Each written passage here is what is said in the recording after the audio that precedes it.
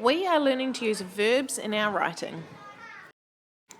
So first things first, what are verbs? Well, verbs are a kind of word.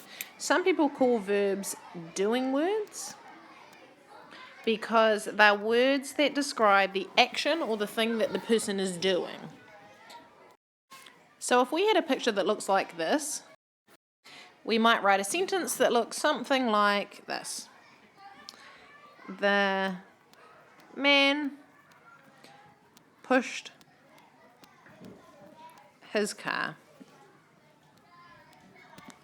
Now, if we were going to ask ourselves, what's the action in the sentence? What is the man actually doing? Because, of course, verbs are doing words.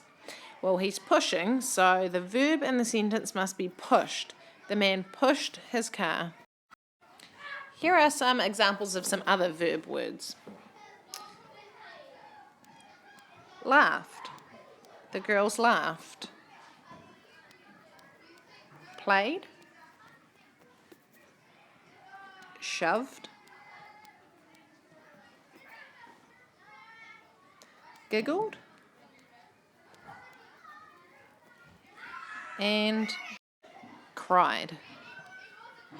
Now these are all examples of words that show the action that somebody is making, the thing that they're doing. So now we're going to see if we can figure out what the verb in some of these sentences is. So our sentence is, Sally listened to her favourite song. So the first thing we need to ask ourselves is, what is Sally doing? Well, she's listening. So the verb in our sentence must be listened. The bluebird chirped beautifully. What's the bluebird doing? It's chirping. So chirped is our verb. And the last one, Mark hit the ball over the fence. Ask yourself, what has Mark done? He's hit the ball. So hit is our verb in that sentence. So that's our verb hunt. We've figured out that listened is our first verb, chirped is our second, and hit is our third verb. Okay, so the next thing we're going to do is we're going to see if we can write our own verbs. We've got a picture of a man here who's walking. And I've also got a sentence down the bottom here which has a gap where the verb in our sentence might be. So we've got the man something down the road. So we know that here is going to be our verb, our doing word.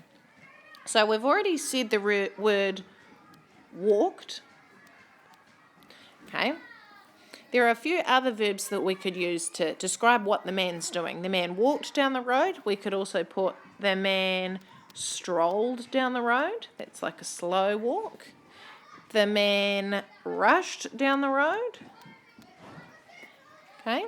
The man sprinted down the road. The man jogged down the road. Or maybe the man dawdled down the road.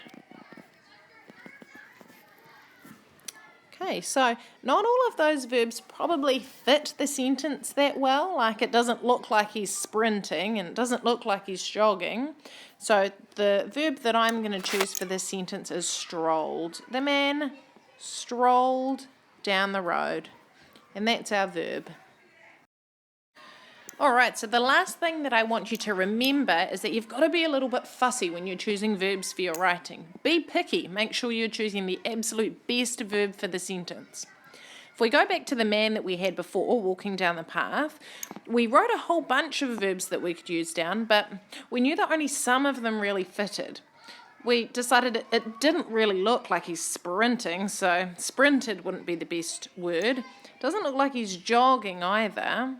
Now, we could say the man strolled down the road, and we could say the man walked down the road, but I think that walked sounds a little bit boring, so the verb that we ended up choosing was strolled. The man strolled down the road. Now, if I give you a picture that looks like this, and I ask you to describe the action that the soldiers are doing, to choose a perfect fit verb word, I can bet that you're probably all thinking the same word, and that word is marching.